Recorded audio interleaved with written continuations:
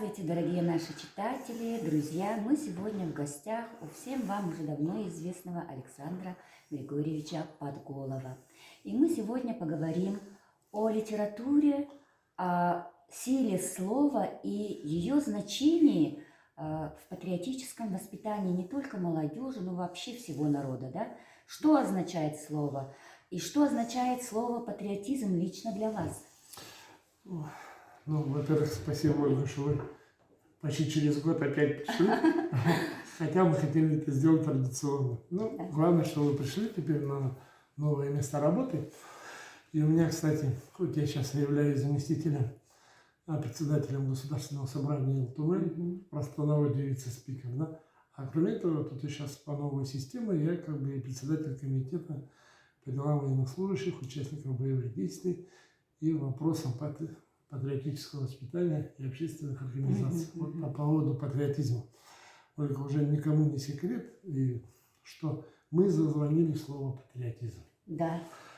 А до такой степени зазвонили, что был период времени, что слово патриот чуть ли не как ругательное. Да, ура, патриот, и прочее, да, и мы все время приводили эти высказывания, что кто прячется за словом патриот, да, одного из классиков, хотя не переводит полностью весь отрывок этого произведения.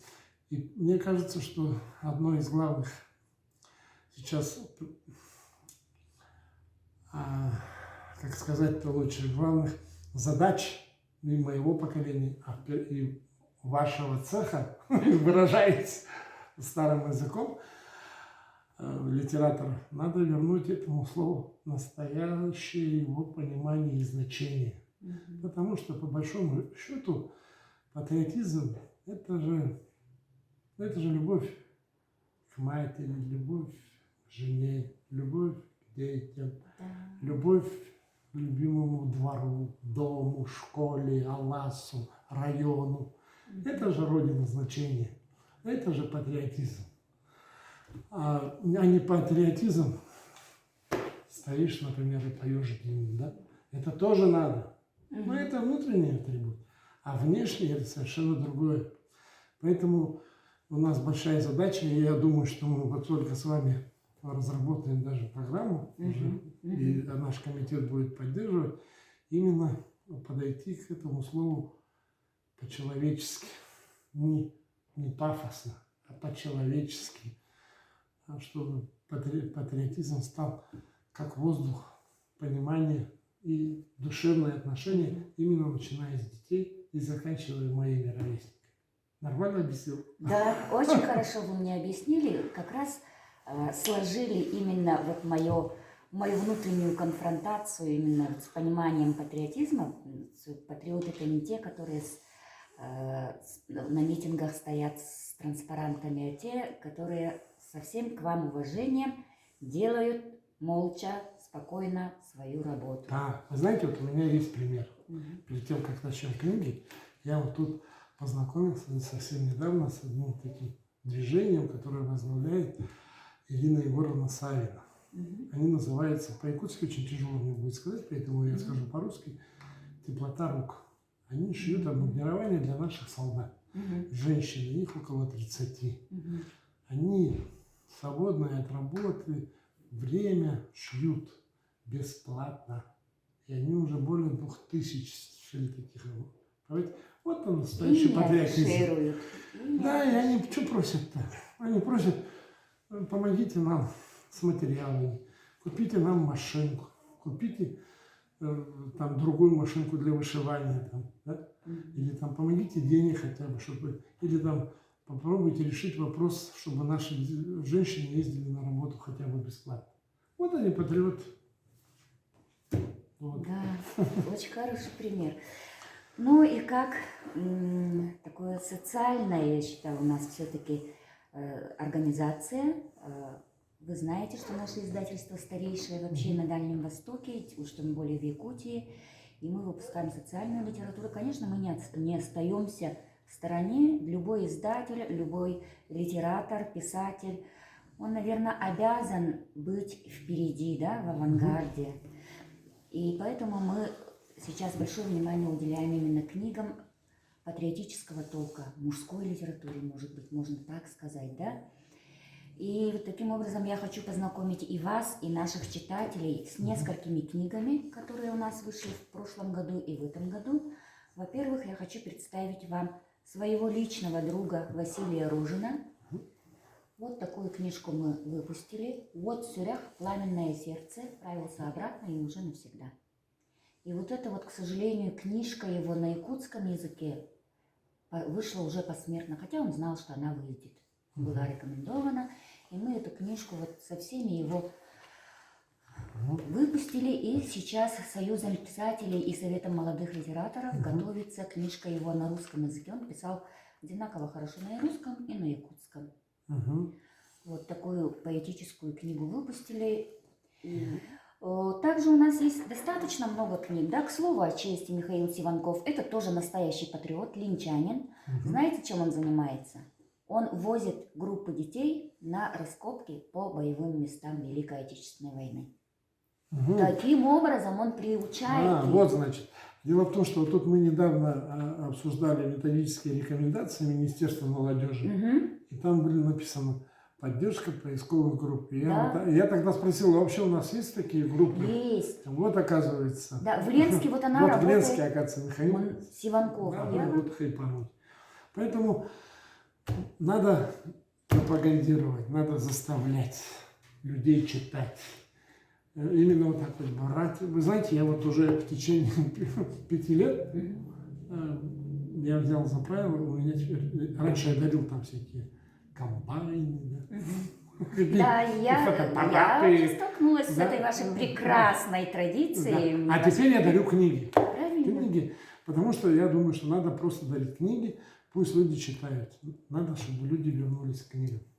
То есть сила слова, она может сейчас. Да, и вот, вот вы мне показывали, я не уверен, что это дойдет до каждого солдата, и каждый солдат. Нет, конечно, не до каждого, но для многих. Но мне кажется, тут очень многие найдут же, тут просто и Михаил Лермонтов, и Николай Гумилев, и православные молитвы мусульманско-православные и якутские от Верховного Шамана. По-моему, это вообще такой очень прекрасный сборничек, который вы составили. Вы же мне его подарите. Да, обязательно. О нем, наверное, надо рассказать. Да, вот такой. Просто Ольга мне рассказала раньше. «За правду, за Россию» нашим издательством был выпущен безвозмездно именно для того, чтобы вот этот маленький кусочек дошел до наших солдат, независимо от их национальности. Потому что мы знаем, что там за нас воюют наши родные якутяне, русские, башкиры, татары, грузины, Кавказ. Все, как раньше, в Великую Отечественную, все воюют одним фронтом. Поэтому мы собрали вот такую книгу, куда вошли как современники, так и великие поэты 20-19 века, чтобы каждый смог найти строчку по душе. Чтобы каждый смог, потому что в страшные минуты люди часто обращаются, молятся, даже не умея, обращаются к Богу. Тут и православный найдет себе молитву, и мусульманин найдет себе молитву, и якут услышит благословение своей земли. Вот такую книжку мы выпустили совместно с АСКИ, Ассоциацией книгоиздателей. Была она выпущена в издательстве «Белый город» в Москве. 5000 экземпляров. И они практически все сразу отправились в зону боевых действий. А здесь нет, да? Здесь есть немножко у нас. Вот мы вчера вручили очередную партию. Вот по Орджоникидзе у нас же есть штаб. Вот туда вот занесли как раз, чтобы они тоже отправляли. Я о чем просто, вот мы здесь вручаем ребятам, которые приезжают в отпуск или там по ранению, мы вручаем ножи от главы республики. Да.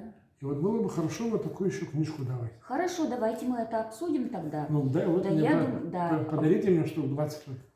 Хорошо. Я их буду вместе с ножами ребятам вручать. Хорошо. А еще я бы хотела познакомить вас вот с такой очень интересной книгой. Тут как раз 3 кувшина она называется. Выглядит она вот так. Суперобложка выглядит так. Здесь тоже тема патриотизма, но тема такая, знаете, можно сказать, что это маленький роман. о жизни человека, который 18 лет попал в Великую Отечественную войну, попал в плен в 7 эшелонов. Мальчишки, ничего не понимающие, их взяли в плен, а потом пришла Красная Армия советская, их освободила, но они, к сожалению, отправились все в ГУЛАГ. Отсидев в ГУЛАГе свое время, он остался в Аймеконе и женился на якутской женщине.